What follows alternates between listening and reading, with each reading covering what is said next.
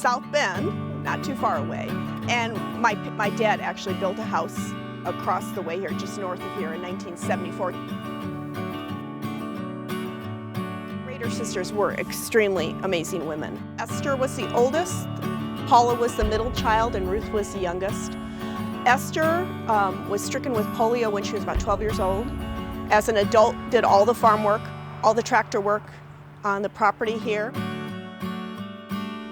Paula, the middle child, was relegated to household duties, and then Ruth, the youngest, took care of all the dairy cattle, and she ran their dairy business for them. So whether it be the production of milk or the delivering, we used to refer to them as the egg ladies.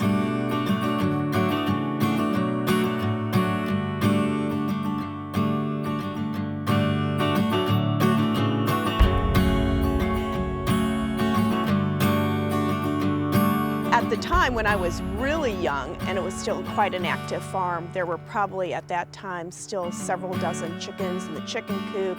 It was an active dairy farm, so they still had several hundred cattle out. Their area of interest and their passions fell to two things, one of which was gardening. So they had 3 or 4 flower beds on the property that they maintained perennials and annuals, and they did all the floral arrangements as a labor of love for their church every single week while plants were in season. And the other thing, shockingly, for 3 farm women who I remember later in life being very arthritic type hands, huge hands for women, they handmade lace. And that was their evening activity, was they would make lace still. And that was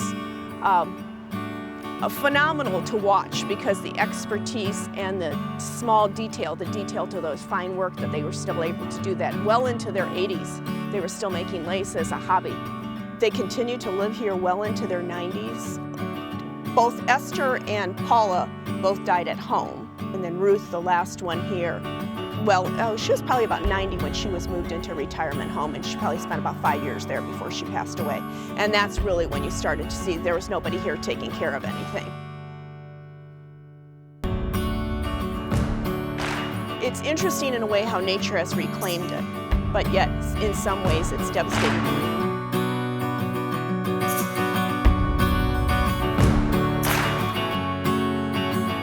As every little bit decays, it's kind of chipping away at what was here.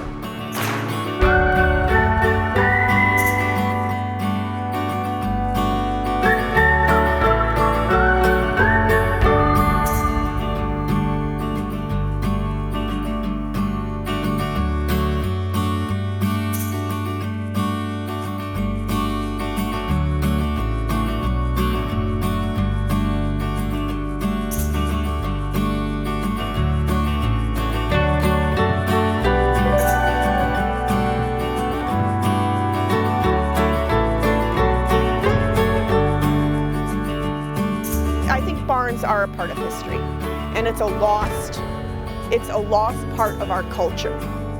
I often say, growing up in early teenage years, they were extremely strong role models for me, because in the ages before feminism became a thing, before political correctness became a thing, here you had these 3 women with a 160-acre farm who really asked for very, very little help.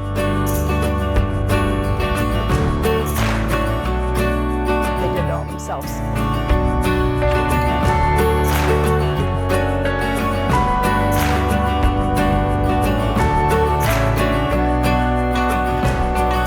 The biggest dread in my life is someday I'm going to come by this property and everything will be raised. It won't have decayed, it will have been intentionally torn down. And that to me is, you've lost a part of history then.